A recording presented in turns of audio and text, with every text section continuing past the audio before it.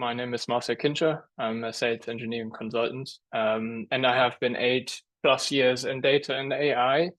And I'm helping I'm helping to link Calibo's platform engineering approach to tangible business value.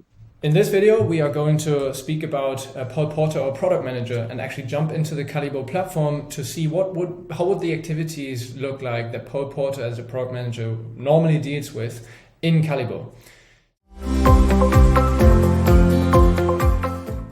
So if we talk about activities of a product manager, this would typically be to align priorities for the development team or by the development team with the strategic business goals, to always make sure that the solutions built by the development team are actually adding the value to the business that they expect.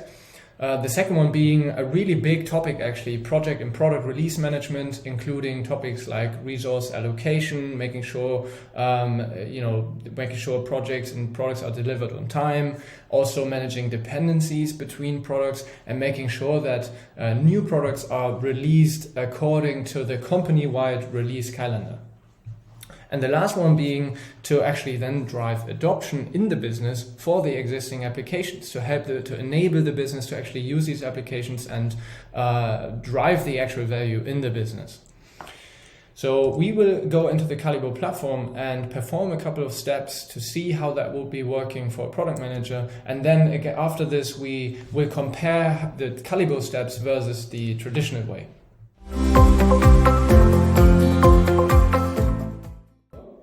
We are logged in as Paul Porter, the product manager. And before we go into actually creating a product, let's take a look at Teams one more time. And here, Igo has already created a Tasty Bites transformation team. And we can see that our different personas that we got introduced to in the first video have already been added to this team with their respective role, so that they are enabled to perform their work on the projects and products right away. As a product owner, you would typically be managing one or multiple digital portfolios. You can rename this. A digital portfolio is basically just a consolidation of products. And as you can see, there's already one digital portfolio called Tasty Bites Transformation. And there can be and this has been created by Paul. And there's one product inside of this portfolio, which is called the Sales Monitoring App for Franchise Owners. This is going to be a user-friendly analytics app for franchise owners, giving them insights into their daily sales performance, providing them with the location recommendations, helping them to drive higher sales, also providing them with the customer churn predictions, helping them to actually increase the retention rate by actively offering them menus for a discount, stuff like that. If we look into this product, there's many things to explore. There's one thing in particular I would like to start with. In the previous video, we have seen how Igo, our infrastructure architect, has created a policy template. And this policy template has now actually been assigned to this product so that it automatically defines the tech stack and the processes to be used and followed by the development team. Now, the next thing we would like to look at is the team. So the Tasty Bites transformation team that we've just seen has been already added to this product so that they get access, they can start the development on the product right away. If we look at features, we can see that 2 features have already been created inside of here, and they both have a different completion date. The first one being you first need to actually start integrating the data and bringing it into one place, so to say, building your single source of truth for data, so that then in a later step you can actually build the Sales Insight dashboard on top of it. The completion date for the data pipeline is hopefully 22nd of October, and then for the Sales Insight dashboard it's 17th of November. Now, there is an overarching release calendar for the organization, and it has been decided to actually release the data pipeline on the 22nd of October and then have a following release where actually the Sales Insight dashboard and the menu recommendations app are going to be released together on the 1st of December. Now, as we can see, the data pipeline is already underway while the second one hasn't started yet. Now there's one more product actually that we want to create, which is the customer menu recommendation app. So let's see how we would do that using the Calibo interface. We go into our Tracy Bytes transformation portfolio and we click on new product. And now in here we call this the menu recommendation app for customers. And here are the 4Ds again. We want this to go through all the 4 stages of the development. And we've already got a neat description prepared for this as well, and are going to assign this to the sales business group.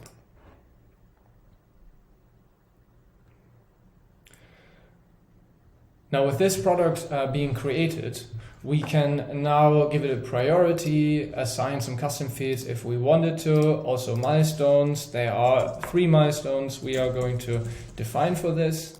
First one being development, then testing and release. And if you guys remember, the previous product, actually the data pipeline, was supposed to be finished by October 22nd. So we could theoretically start the development of this application on October 23rd. And we let that go to maybe the 17th. And then we've got a testing period of maybe a week and then a release period of a week as well, so that we are ready by the 1st of December. And now again, on this product, we want this Tasty Bytes policy template to be assigned to it, which automatically defines also the tool stack and everything that the development team is supposed to be using. Now the next thing is Calibo asks us if we wanted to add features to that, and we say yes. We have our customer-facing app that needs to be developed, and the owner of this will again be Paul Porter. And now we can go to the product and see that this feature has already been created in here. The next thing we would do is to add the team to this.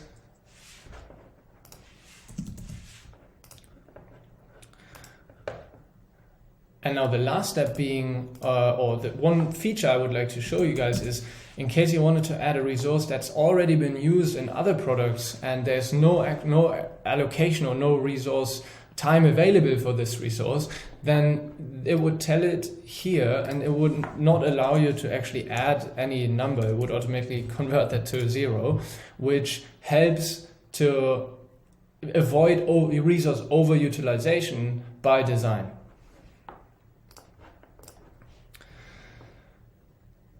Okay, so with that created, we can now talk about dependencies. So the menu recommendation app for customers is actually dependent on the data pipeline in our first product. So we can manage this dependency by actually adding the sales monitoring app for franchise owners, which contains the data pipeline creation, in the dependent on tab on this product, the menu recommendation app for customers. And now this link will mean that any changes made to one of those 2 products will automatically result in a notification inside the notification section, making any teams that are working on one of these products or multiple aware of those changes. And from here we can immediately jump to the other product and actually, check the release, check the updates on this right away. Now, we also want this the menu recommendation app, to be added to the release as well. And actually this is only linked to the second release.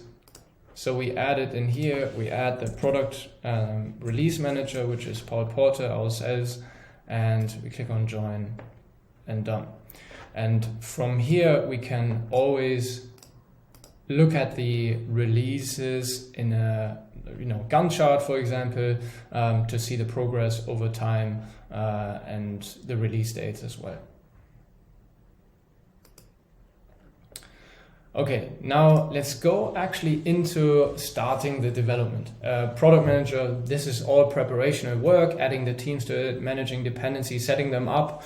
Now we actually want to start the development, and typically that begins with understanding the business requirements and translating them into user stories, which are documented in a tool, an agile project management tool like Jira.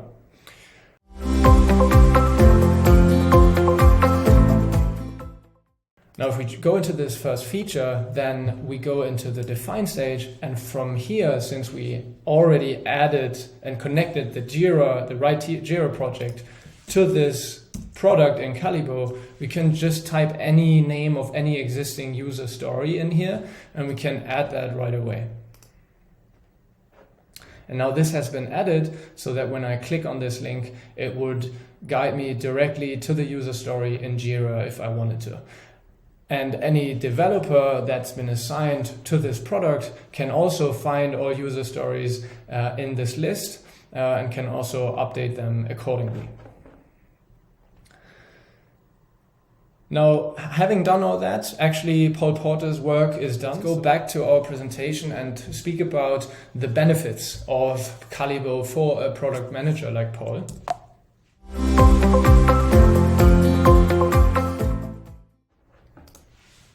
Starting off with aligning priorities with strategic business goals. In the traditional way, you would have to probably hold many meetings to communicate changing priorities, to communicate between business executives and also the development team. You would probably also waste a lot of time on assessing the impact of changing priorities on running projects. Now in Calibo, you can immediately link strategic goals to a project portfolio or product portfolio, and then any product inside of that will automatically be linked to the strategic goals visually. So you can always keep the overview and assess if any strategic goal changes happen, how that impacts the portfolio of products. And the second being, if you need to reprioritize, and that implicates dependencies, you will be getting notified, and also development teams will be getting notified right away in the product about those changes. Speaking of project and product release management, now in the historical way, typically wasting a lot of time on managing product dependencies because it's really hard to keep the overview. There's inefficient coordination of releases, no link between individual product teams and the overall company release calendar, and also slippage, risking slippage due to resource overutilization in projects. Now in Calibo, you get real-time visibility on product status. You can easily interact with developers. You bringing business people and developers into one platform. Everyone sees the same, and everyone is also constantly aware of the progress, the showstoppers, obstacles, and changing priorities inside your digital transformation. Calibo is also helping to synchronize releases efficiently, and with the built-in resource management, you don't risk running into overutilization of human resources. The last step, driving business adoption, is really important, because only if the business adopts those new data technologies, the new applications that your development team is building, only then you can actually achieve these results that you're hoping for. So in the traditional way, typically there's a lack of interaction between the business and developers during the development process, which in the end often leads to a lack of product market fit. Now, on the other side, with Calibo, you bring business users and development teams together into the platform. They're constantly collaborating on the platform, and that will save a lot of time, not only because the product market fit is guaranteed, but also because the business users have been part of the development. They've already gained so much upfront training on the solution that they need less enablement later.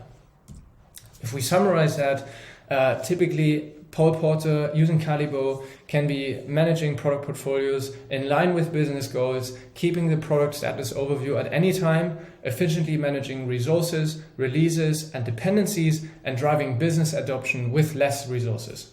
And our customer experience has shown a time-saving potential for product managers of about 10%, and a 100% acceleration in the time to market for new products, which also highly increases Paul Porter's standing in the organization, being a really good project manager.